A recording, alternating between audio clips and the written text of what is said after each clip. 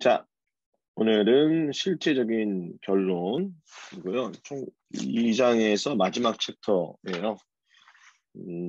지난번에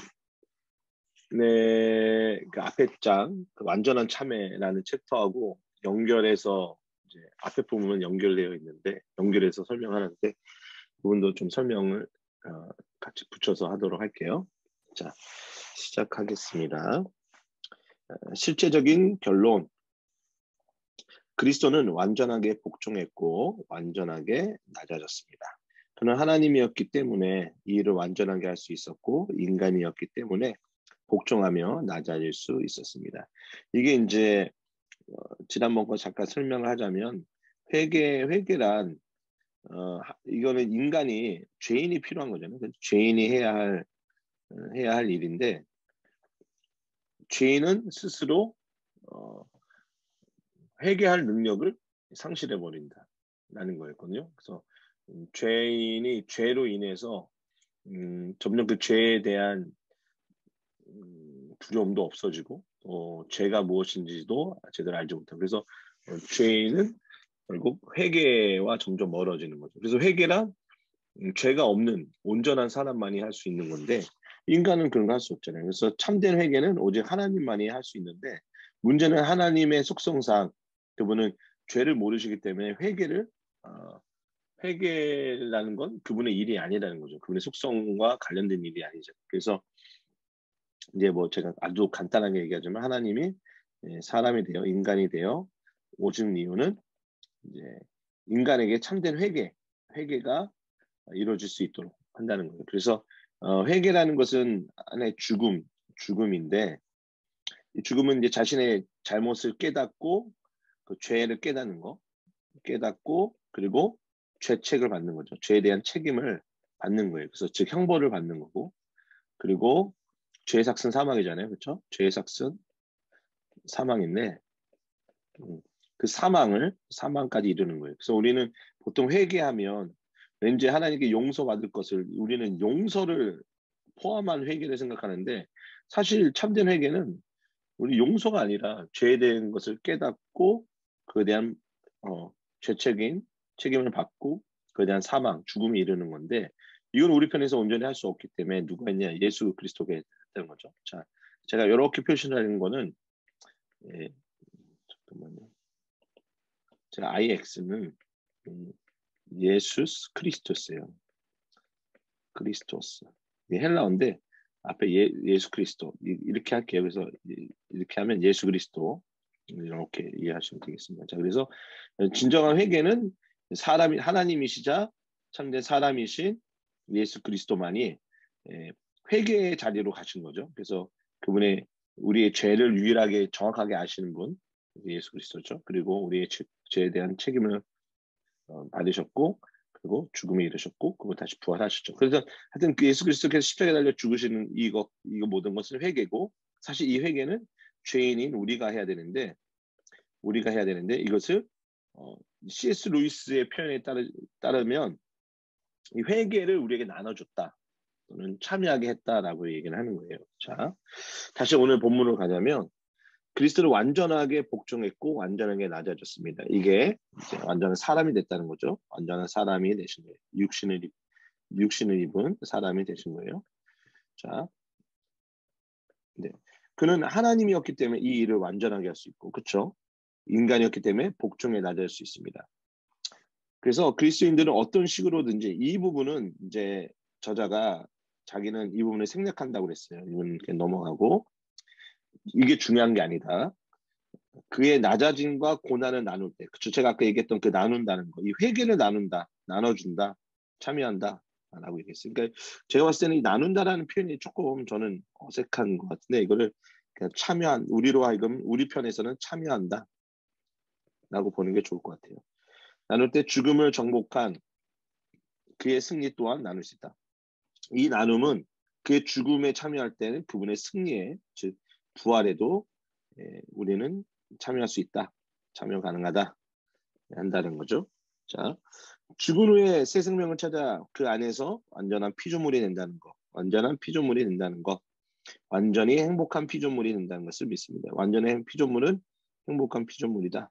이것은 단순히 그의 가르침을 따르려고 노력하는 것 이상을 의미합니다.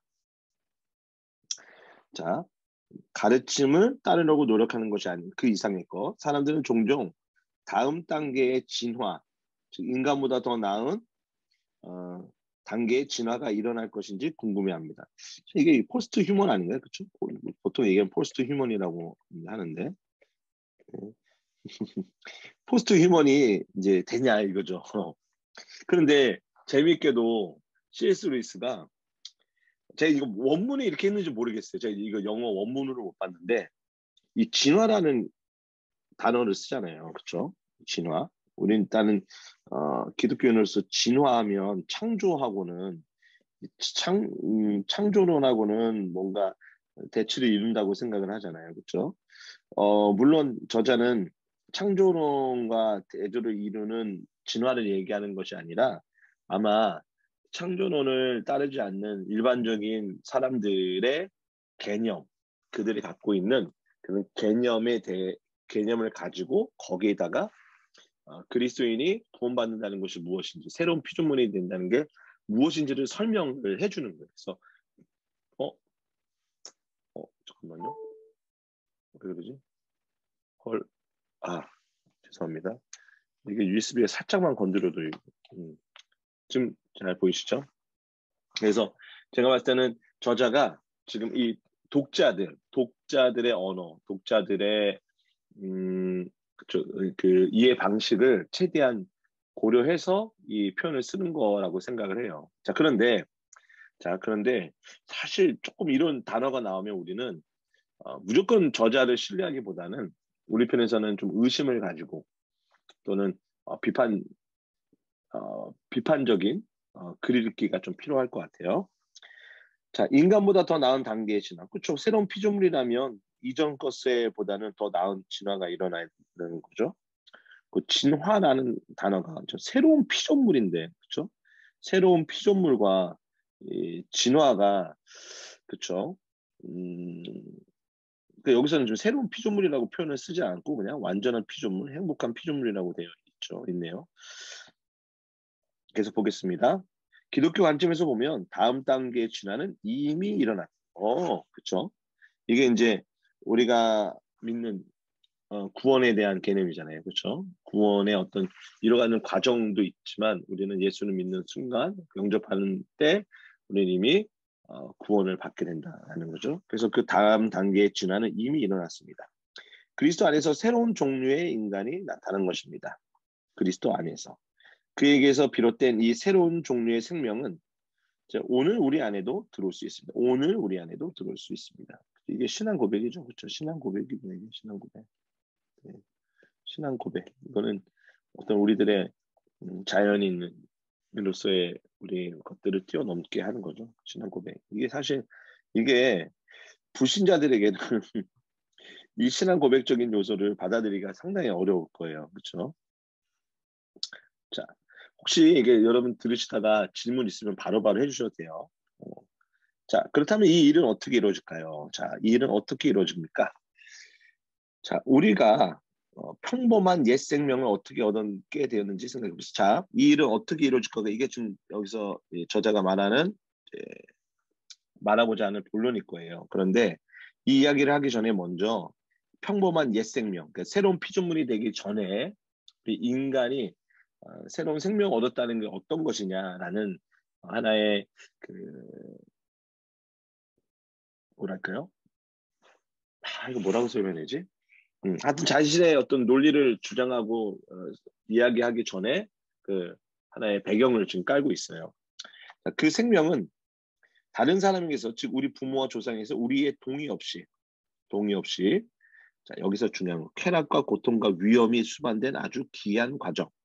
저는 이거는 좀 이 챕터에서는 조금 중요한 표현이라고 생각해서 밑줄을 그을게요. 자, 우리 동의 없이 얻은 거예요. 우리 대부분은 어렸을 때 사람이 어떤 과정을 거쳐 태어나는지 이리저리 추측하느라 많은 시간을 보낸 경우 있죠. 예를 들면 어렸을 때 너 뭐 다리 밑에서 주워 왔어. 부모님들이 얘기할 때 뭐 이런 얘기 들으면 진짜 그런 줄 알잖아요. 그런데 학교에서 사람이 어떻게 태어나는지, 뭐 임신되는 과정, 그리고 뱃속에서 이 태아가 자라나는 과정, 뭐 출산하는 과정 이런 것들을 들어보면 굉장히 좀 충격을 받죠. 자, 실상을 처음 듣게 되었을 때 선뜻 믿지 못하는 아이들도 가끔 있는데 왜냐하면 그 과정이 워낙 기이하다 보니 그런 말하다는 생각이 듭니다. 그러니까 지금 옛날 평범한 옛 생명을 예를 들잖아요. 그 예를 든 이유가 뭘 얘기하고자 하냐면 그 과정이 워낙 기이하다는 거예요. 자, 그 과정이 기이한데 여기도 또 나오죠. 여기도 아주 기이한. 이 기이하다는 게 잘 보세요. 쾌락, 고통, 위험이 수반돼. 보면 이제 남녀 간에 부부 간에 성관계를 통해서 임신이 되잖아요. 그리고 출산하는데 고통이 따르죠. 그리고 출산하는데 위험도 수반이 되죠. 그렇죠? 그러니까 인간의 생명을 얻게 되는 그 과정들이 사실은 우리의 동의 없이, 나의 동의 없이, 나의 선택 없이 받은 것이고 그 과정은 상당히 기이하다라는 얘기를 한 거예요. 자, 그러면서 저자가 그 얘기를 하고자 하는 거예요. 그렇다면 이 과정을 계획하신 하나님이 이 과정은 뭐예요? 앞에 평범한 옛 생명이 어떻게 되었는지 이 과정을 계획하신 하나님이 이 새로운 종류의 생명을 예, 그리스도의 생명이에요. 어떻게 전파할 것인지도 계획하셨어요. 자, 여기서 개념이 이제 전파라는 얘기가 나와요. 전파. 이거 조금 여기 부분에서는 좀 핵심 단어라고 얘기하기보다는 전환해주고 우리를 이렇게 이끌어주는 하나의 음, 단어인 것 같아요. 제가 오늘 좀 이게 언어 구사력이 좀 떨어지네요. 자, 그러므로 우리는 이 과정 역시 기이하리라는 예상을 해야 합니다. 그렇죠? 우리 인간의 육체적인 어떤 그 자연인으로서의 생명을 얻게 되는 것 과정도 매우 기이한데 이거 역시 하나님이 계획하신 거잖아요. 그렇다면 새로운 종류의 생명을 얻는 것도 기이하다라는 걸 예상할 수 있어야 한다는 거죠. 자, 그는 성을 처음 만들 때 우리와 상의하지 않았고 위에서는 동의 없이라고 얘기했죠. 여기 동의 없이. 여기는 상의하지 않았고 이 새로운 생명을 처음 만들 때도 우리와 상의하지 않았어요. 동의하지 않았다. 그렇죠? 여기 상의하지 않았다. 그리스도의 생명이 우리에게 전파되는 방식에는 세 가지가 있어요. 자, 세 가지. 세 가지인데 하나씩 설명하지는 않아요. 그런데 세 가지가 뭐냐? 세례, 믿음, 그리고 성만찬. 주의 만찬이라고 하는 성만찬이에요. 이거를 뭐 미사라고 부르거나 주의 교단마다 부르는 방식이 다르다는 거죠. 자, 세례, 믿음, 성만찬을 통해서 그리스도의 생명이 주어진다라고 얘기해요. 적어도 이 세 가지는 통상적인 방법이에요. 저는 지금 이 세 개의 방법 외에는 다른 방법으로는 결코 이 생명이 전파될 수 없다고 말하는 것이 아니에요. 통상적이기 때문에 얘기한다는 거예요. 그러나 지금은 그 특별한 경우들까지 살펴볼 시간도 없고 또 그 부분에 대한 제 지식 또한 충분치가 못합니다. 만약 여러분이 자 예를 드는 거예요. 여러분이 누군가에게 에딘버러에 가는 법을 몇 분 안에 설명해 줘야 한다면 아마 기차를 타고 가라고 할 것입니다. 물론 보트, 비행기를 타고 갈 수도 있지만 그런 이야기까지는 꺼내지 않겠죠. 그러니까 통상적으로 일단은 통상적인 얘기를 하겠다예요. 자, 또 저는 이 세 가지 중에 무엇이 가장 중요한가를 말하는 것도 아니에요. 자, 감리교도들은 믿음을 좀 더 강조하라고 그런 걸 바랄 겁니다. 교단마다 좀 강조점이 다르다는 거죠. 그렇죠? 예를 들어서 전례 이건 하나의 예식이죠. 예식. 전례를 강조하는 그런 강조하는 교단이나 그런 종파들이 있어요. 예를 들면 대표적인 게 예, 어, 카톨릭이 되겠죠. 로마 카톨릭. 근데 이 로마 카톨릭은 사실 여러분 알아두시면 좋은데 우리가 기독교라고 할 때 크리스천니티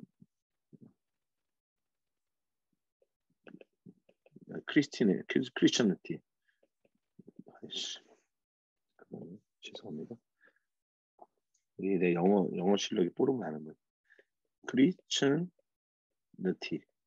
이게 기독교를 얘기하잖아요. 기독교를 얘기할 때는 로마 카톨릭도 들어가요. 예. 근데 우리가 이제 프로테스탄트 할 때,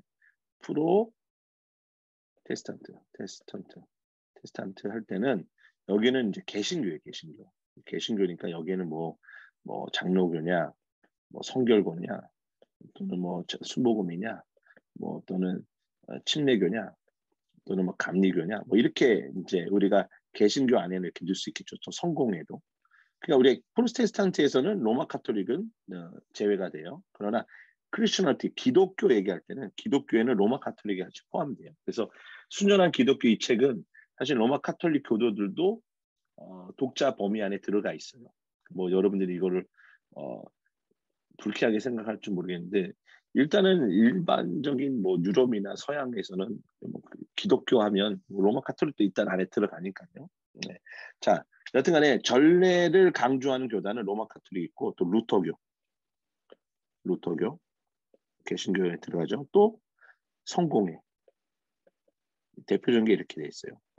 자, 지금 로마 카톨릭 루터 성공회 같은 경우는요. 특히 성공회는 더더욱 그렇죠. 거의 뭐 로마 카톨릭하고 거의 비슷해요. 대신 교회의 수장이 누구냐? 교회의 수장이 누구냐 할 때 로마 카톨릭은 베드로자, 로마에 있는 그 주교자에 앉은 사람이 이제 수장이죠. 그게 이제 교황이 되겠고 성공회는 국교회예요. 국교회 나라 국교회인데 이게 이게 재밌는 게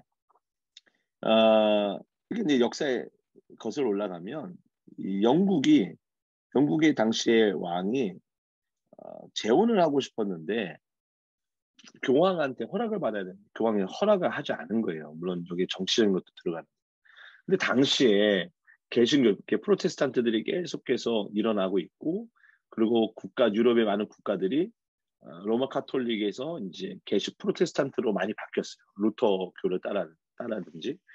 그럴 때 이런 분위기가 막 계속 전세의 흐름이 있는데 영국의 왕이 자기가 요청하게 거절당하니까 야 우리도 이참에 좀 개혁하자 해가지고 로마 카톨릭과 이제 절교를 한 거죠.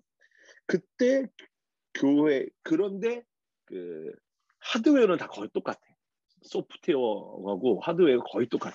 뭐만 바뀌냐? 수장만 바뀐 거야. 수장이 누구냐? 그래서 교황에서 왕으로 바뀐 거예요. 왕으로.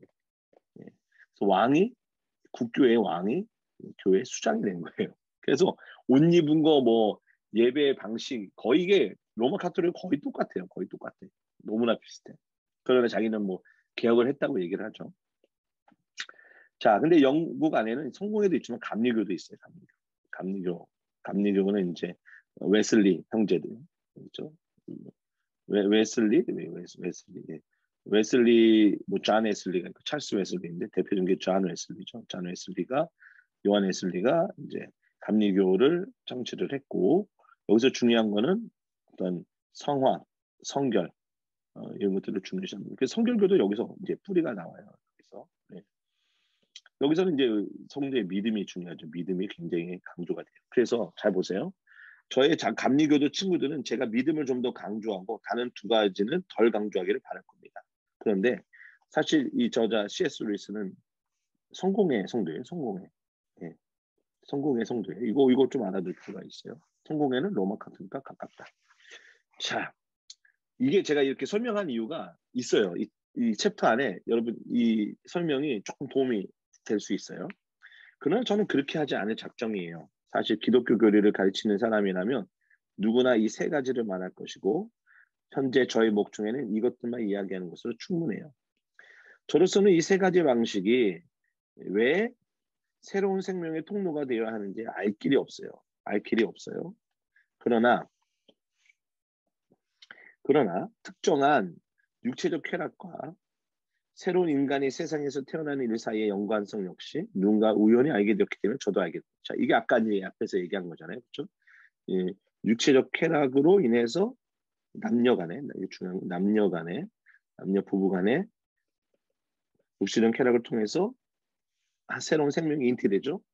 그래서 세상에 태어나는 일에 이 연관성, 이 쾌락과 출생의 이 연관성을 우연히 알게 된 것, 때문에 저 우연히 알게 된 거다. 그렇죠? 그렇지 않았다면 나도 지금도 몰랐을 겁니다. 우리는 여기서 중요해. 우리는 실제를 있는 모습 그대로 받아들여야 돼요. 실제 있는 모습 그대로 실제를 있는 모습 그대로 받아들여야 합니다. 실제는 마땅히 이러해야 한다느니 우리가 실제 기대하는 바는 저러해야 한다느니 하면서 떠들어봐야 소용없는. 그러니까 실제는 우리가 뭐 이렇게 된다 저렇게 된다 소용없다. 그냥 받아들여야 할 수밖에 없는 거다라는 거죠. 그렇죠? 우리 인간이 태어나는 것도 우리가 처음 생명을 얻는 것도 생명을 얻은 것이고 그 창조하신 창조주 조물주와 상의를 하거나 동의하거나 그게 필요 없는 거예요. 그거는 우리가 인정해야 된다는 거죠. 그렇죠? 뭐 남자 여자가 각각의 성을 갖고 있는 것도 뭐 어떻게 받아들여야 되는 거잖아요. 그렇죠? 뭐 나는 뭐 여잔데 난 남자로 태어났어야 돼. 그건 받아들여야 할 일이지. 그걸 거부한다고 될 일이 아니라는 거죠. 예. 뭐 이제 성소수자들이 어떻게 생각할지 모르겠지만 일단은 이 저자의 논리 방식을 따르자면 실제를 있는 모습 그대로 받아들여야 하는 것 또한 우리가 인간으로서 살아갈 때 중요한 부분인 것 같아요.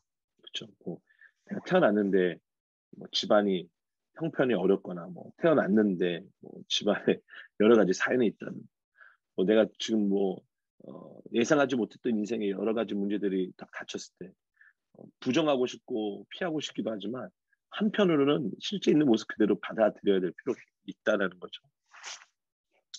저는 이 세 가지 뭐였죠? 그렇죠? 예, 침례, 그 세례라고 했죠. 침례 그리고 믿음 그리고 성찬.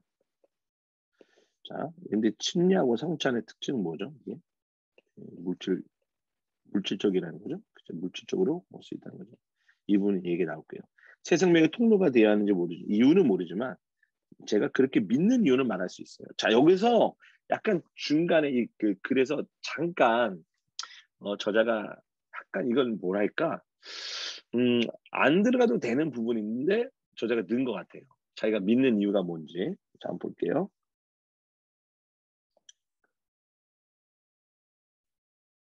자, 제가 예수가 하나님이었다고 그리고 지금도 하나님을 믿는 이유는 이미 설명한 바가 있어요. 이제 그 앞에서 설명은 뭐였죠?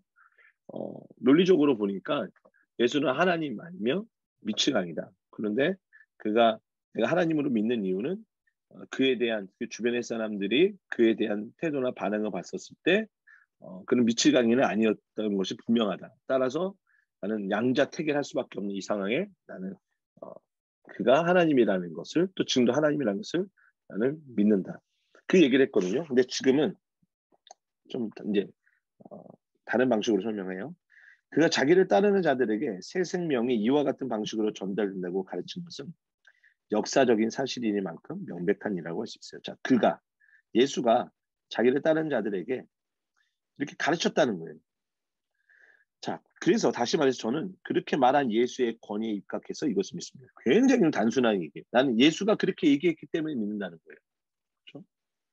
다시 얘기해서 지금까지 이제 C.S. 루이스의 이제 전개 방식은 논리적이잖아요. 왜 이렇게 하는가? A는 B이기 때문에 나는 그래서 B는 또 C이기 때문에 그래서 나는 A가 C로 이어질 수 있다고 본다. 뭐 이런 식으로 얘기했는데 여기서는 그냥 굉장히 직설적이에요. 예수의 권위에 입각해서 믿는다. 자, 그래서 그 권위에 입각해서 믿는다는 게 무슨 뜻이냐?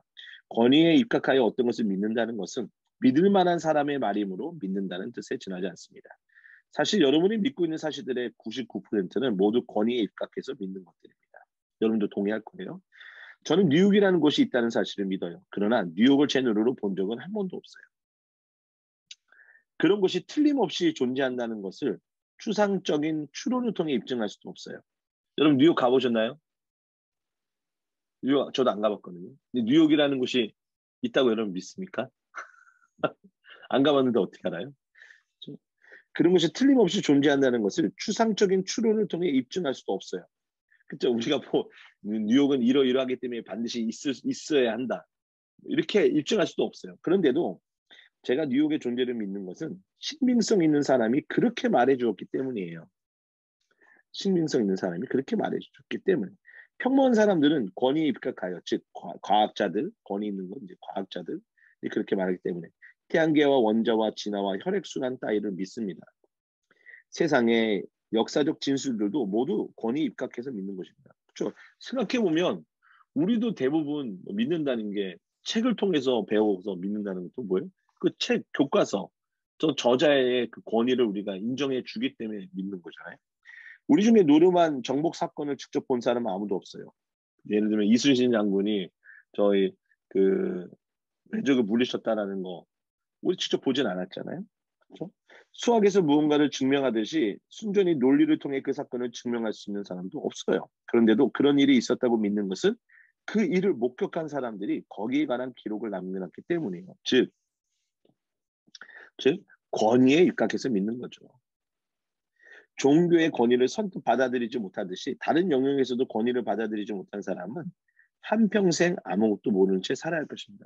누구나 권위에 입각해서 지식을 받아들이고 그리고 그에 대한 신뢰를 갖는다, 믿음을 갖는다는 거죠.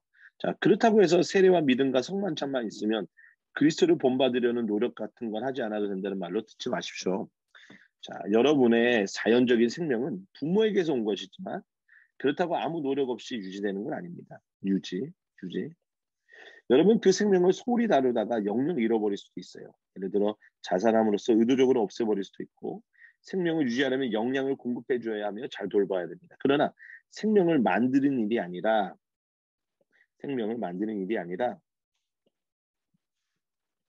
다른 사람에게 얻은 생명을 지키는 일에 불과하다는 사실을 기억해야 합니다. 아주 훌륭한 표현인 것 같아요. 우리는 생명을 내가 얻은 게 아니라 주어진 거죠. 즉 다른 사람에게 얻은 생명을 지키는 일에 불과하다는 사실 기억해야 합니다. 이와 마찬가지로 그리스도인은 자신에게 주어진 그리스도의 생명을 잃어버릴 수 있으며 그리스도의 생명을 잃어버릴 수 있대요. 이런 이제 예를 들어서 이제 뭐 개혁주의, 칼빈주의자들은 이런 얘기에 좀 민감하게 반응할 수도 있어요.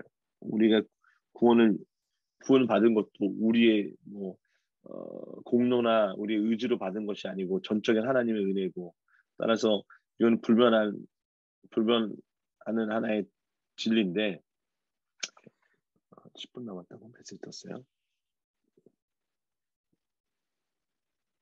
예, 불변하는 진리인데 어떻게 우리의 어떤 행위로 인해서 구원이 탈락될 수 있느냐?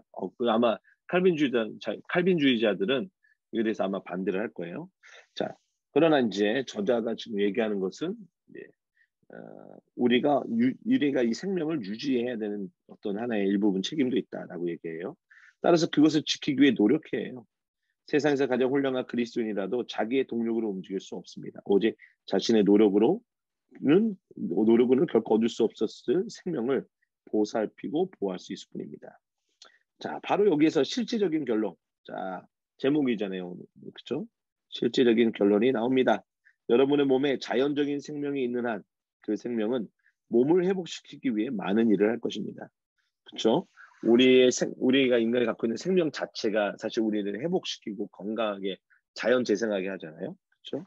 살아있는 몸은 죽은 몸과 달리 상처를 입었을 때 어느 정도까지 자신을 치유할 수 있죠.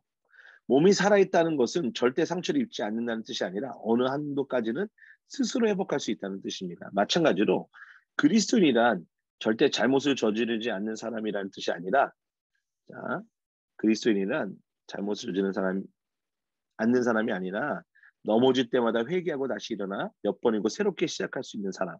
자, 이게 어떻게 가능하다고요? 육체의 생명도 있기 때문에 우리 몸이 자연적으로 회복이 되듯 그 안에 있는 그리스도의 생명이 매번 그를 회복시키고 그리스도처럼 일종의 자발적 죽임을 반복할 수 있게 해줌으로 가능하다는 거죠. 그렇죠? 이것이야말로 그리스도인이 선하게 살려고 노력하는 여타 사람들과 구별되는 이유입니다. 그렇죠? 앞에서는 마치 우리가 노력하고 수고해서 그 생명을 유지할 수 있다라고 얘기한 것 같잖아요. 근데 여기서는 뭐라 얘기하죠? 인간의 노력은 사실 내 안에 그리스도의 생명이 나로 하여금 그렇게 할 수 있게 인도한다라는 거죠.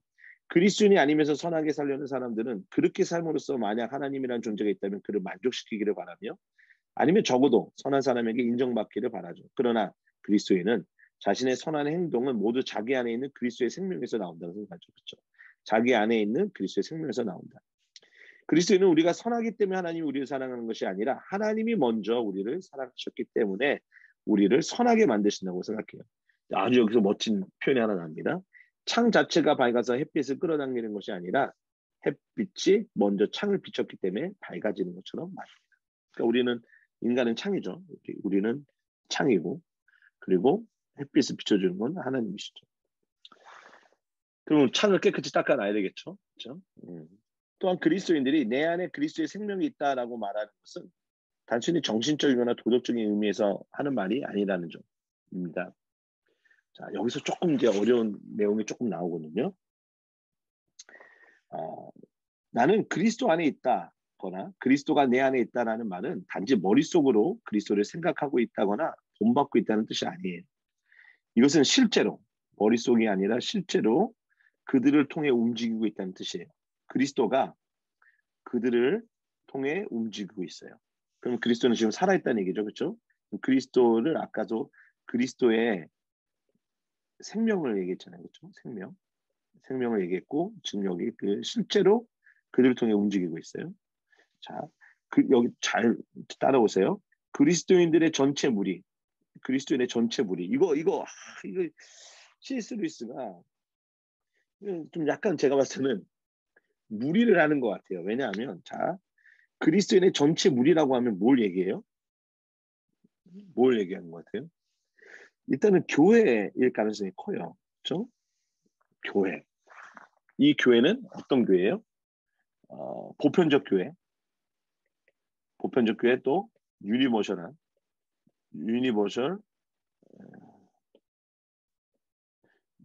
처치죠.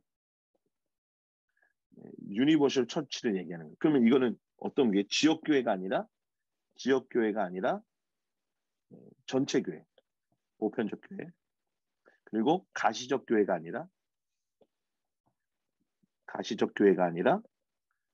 불가시적 교회. 이게 제가 예전에 주일에 한번 설교한 적이 있었는데 제 가시적 교회, 눈에 보이는 교회는 어떤 교회인가라고 제가 그때 설교를 했었어요. 근데 그리스도인의 전체 무리를 지금 보고 있다는 거. 자, 그런데 자 보세요. 전체 무리는 그리스도가 활동하는 물리적 유기체래요. 물리적 유기체를 저자는 뭐라 설명하냐? 우리가 그의 몸의 세포이자 손가락이자 근육을 이루고 있는 것. 그러면 자, 여러분 이게 지체잖아요. 우리 몸의 지체. 근데 우리가 이미 교회는 그리스도의 몸이고, 그렇죠? 그리스도의 바디예요, 그렇죠? 몸이고, 우리는 성도는 그 몸의 지체란 말이에요. 일부 부분이라고 했단 말이에요. 파트라예요, 파트. 그리고 우리 이렇게 이해를 했어요. 그런데 저자는 이거를 좀 더 뭐랄까, 지금 이게 로마 카톨릭적인 이해가 조금 여기에 없지 않아 있어요. 제가 아까 성공회가 로마 카톨릭과 매우 유사하다는 부분에 얘기했잖아요. 유사하다는 언급을 했잖아요. 어떤 점이 그러냐면 일단 여기는 교회라는 단어가 써있지 않지만 로마 카톨릭은 교회를 성육신한 성령으로 봐요. 성령님이 성육신하여 이 땅에 오신 것을 교회라고 봐요. 어때요? 어? 충분히 그렇게 이해할 수 있을 것 같죠. 그렇죠? 어렵지 않잖아요. 그렇죠? 성령께서 교회의 성령의 전우로 삼으신다고 하니까. 그런데 우리한테는 그게 좀 생소해요. 왜냐하면 자, 성령이 성육신한 것이 교회다라고 얘기를 할 때 이 물리적 유기체가 나오는 거예요. 물리적 유기체 사상.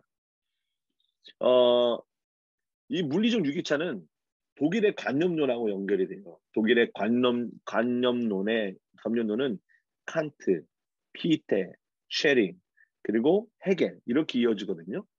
근데 우리가 이제 헤겔을 예전에 얘기했잖아요, 이 저자가. 그러니까 제가 봤을 때는 이 독일의 관념론 그리고 헤겔의 이 유기적 사상을 좀 저자가 많이 이용하는 것 같아요. 지금 이제 시간이 이제 얼마 안 남았지만 요거까지 설명할게요. 헤겔은 정신, 어떤 정신이 존재하잖아요. 그게 신이라고도 하는데 신이라는 개념으로도 이해할 수 있는데 이 정신이 시대가 바뀌지만 정신은 늘 있어요. 그리고 제가 아까 메모한 거 여기다 메모를 안 해놨구나. 그 정신은 이미 완성이 그 자체로 있어. 근데 그 시대에 시대 때마다 세대 때마다 자신의 어떤 존재를 드러내요. 다양한 방식으로. 그래서 이게 정반합이라는 어떤 개념으로 바뀌지만 모습은 바뀌지만 정과 반대가 만나서 합의되지만 그 안에 이 정신, 신이라고 얘기하면 그 신은 여전히 변함없이 그대로 있다는 거예요. 자, 그래서 물리적 유기체라는 건 그 안에 유기체적인 어떤 그 몸 안에는 뭐가 있냐면 씨가 있어요. 씨앗. 씨앗은 뭐예요? 그 안에 이미 아주 작지만 성장을 하는데 예를 들어서 뭐 호박 씨는 반드시 호박으로 자라나요. 호박에 대한 모든 정보와 호박의 왕성이 이미 그 안에 내포가 돼 있잖아요. 그렇죠? 배아도 마찬가지. 인간의 뱃속에 아이가 수정이 돼서 있으면 배아가 생기잖아요. 그 아이가 있잖아요. 그것이 인간인데 아주 완성된 인간은 아니지만 그게 이미 완성된 인간에 대한 모든 것이 있어요. 거기에. 자, 그래서 이 저자는 제가 봤을 때는 여기서 그리스도의 생명 그리고 그리스도에 있는 전체 무리 이렇게 봤었을 때 이것을 물리적 유기체로 설명을 하고 있다는 점에서 여기서 우리가 약간의 좀 비평적 글읽기가 좀 필요하다고 생각을 해요. 우리 일반적인 그 개신교에서의 교회에 대한 이해하고는 조금 틀려요.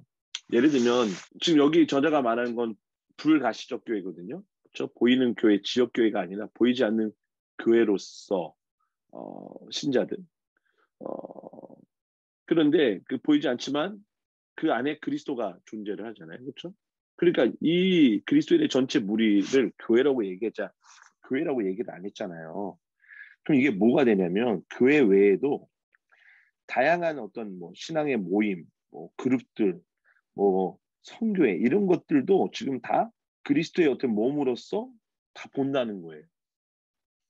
이거는 제가 좀 설명하는데 좀 시간이 좀 오래 걸리고 이 내용만으로도 좀 다룰 만한 주제니까 나중에 얘기를 하도록 할게요. 자, 일단은 계속 이어가겠습니다. 이 사실에 비추어 두어 가지 문제를 설명할 수 있어요. 이 사실은 이 새로운 생명, 그리스도의 생명, 이렇게 계속 얘기하죠. 이 생명이 믿음 같은 순전한 정신적인 행위를 통해서만 전파되는 것이 아니라는 거예요. 정신적인 행위를 통해서만 전파되는 게 아니라 성례와 성만찬 같은 물리적인 행위를 통해서도 전파되는 이유를 설명해 줍니다. 자, 여기서 물리적이라고 했는데 여기 앞에서도 물리적 나왔죠. 근데 이 물리적 유기체가 이 붙을 때하고 이 개념하고 물리적의 행위하고는 전혀 다르다고 봐요. 저는. 예. 일단은 여기서 성례와 성만찬 같은 물리적인 행위는 이거는 인간의 어떤 그 뭐랄까요? 육적인 부분을 얘기하는 거죠. 그렇죠? 예. 육적인 부분을 얘기하는 거고 예. 이건 육적인 부분을 얘기한 거고 여기서는 교회에 대한 이해라는 것에 대해서 유기체를 설명하기 위한 물리적인 표현이 된 거예요. 자, 이 생명의 전파는 단순한 사상 전파와 틀려요. 사상의 전파보다는 진화, 즉 생물학적 사실 내지는 초생물학적 사실에 더 가깝지요. 이게 무슨 말이냐?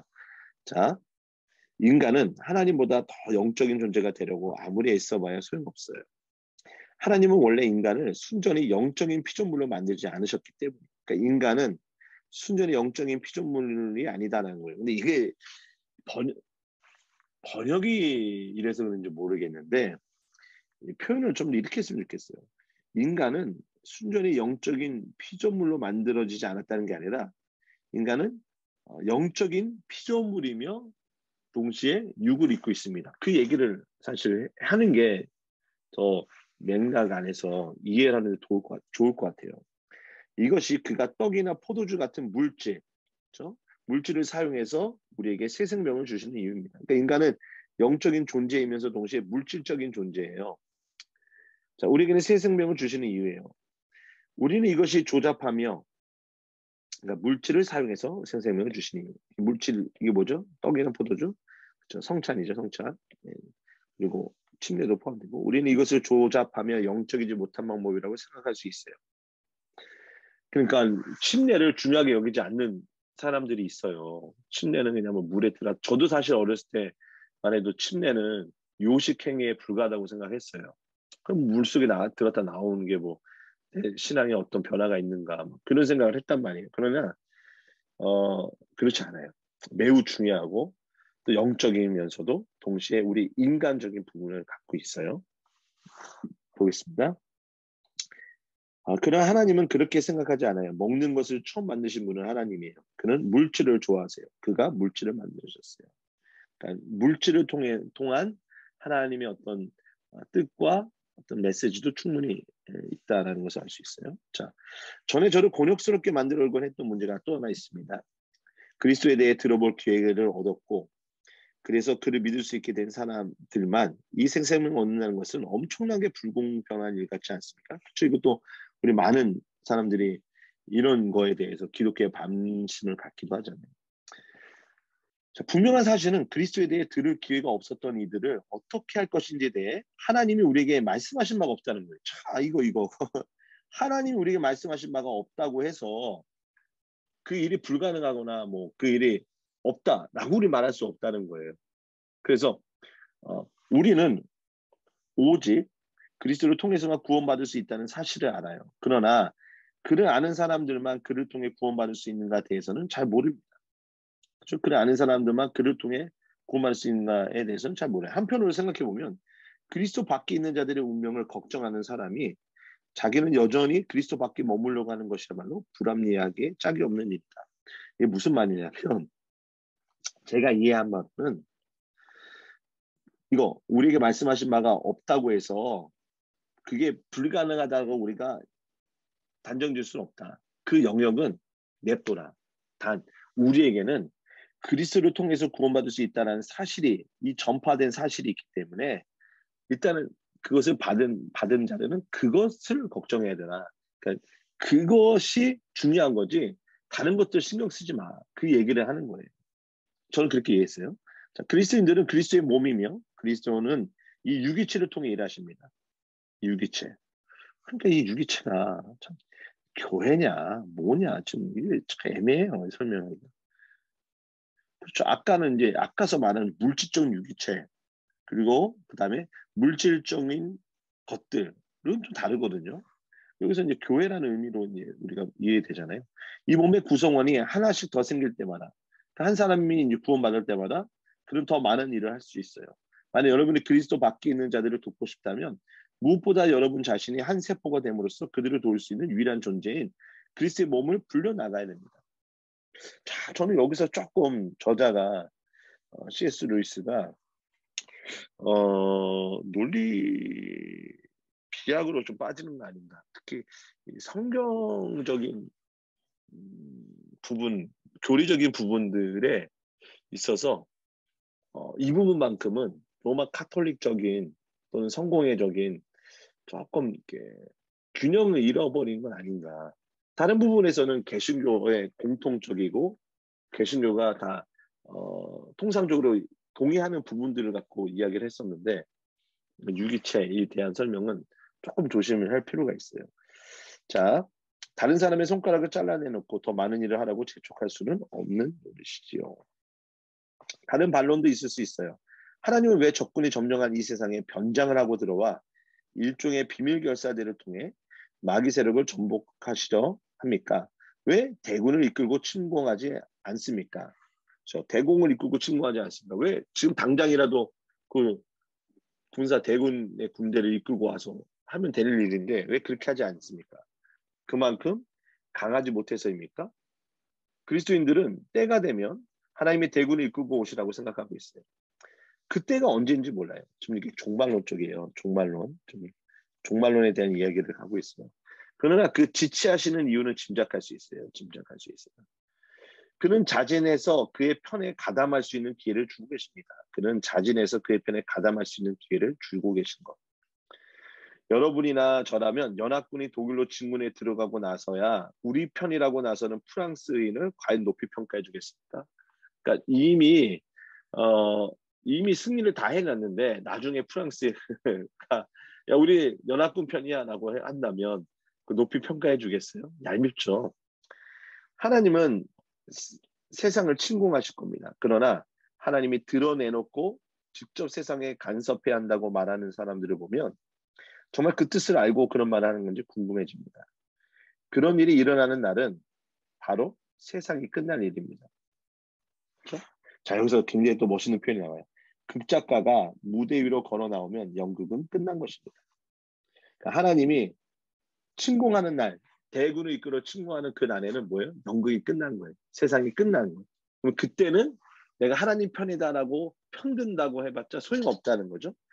자연 전체가 하룻밤 꿈처럼 사라지고 무언가 다른 것이 밀고 들어오는 것을 보게 된 그날, 종말론이죠. 완전히 종말론에 대한 이야기죠. 어떤 이들에게는 너무나도 아름답게, 어떤 이들에게는 너무나도 무섭게 다가와 더 이상 선택의 여지를 주지 않을 그날, 선택의 여지가 없는 그날이 오는 거죠. 그의 편이라고 나서봐야 무슨 소용이 있겠습니까? 그때 하나님은 변장하지 않은 모습으로 나타나실 겁니다. 이게 이제 어떤 말이죠? 이게 얼굴과 얼굴을 맞대어 보는 그날이죠. 그렇죠? 그래서 네, 주님이 나를 아시는 것처럼 우리가 주님을 완전히 보는 그날을 보는 그날이 오는 거죠. 그 모습은 너무나도 압도적이어서 피조물들은 저마다 거역할 수 없는 사랑에 뒤덮이든지 거역할 수 없는 공포에 뒤덮이든지 심판이요 심판 이건 구원받는 자. 그때야 어느 편에 설 것인지 선택하려 들면 이미 늦습니다. 이게 재촉하는 거죠 지금. 재촉을 하고 있는 거예요 저자가. 지금 전도하고 있는 거예요 지금 이 글로 통해서.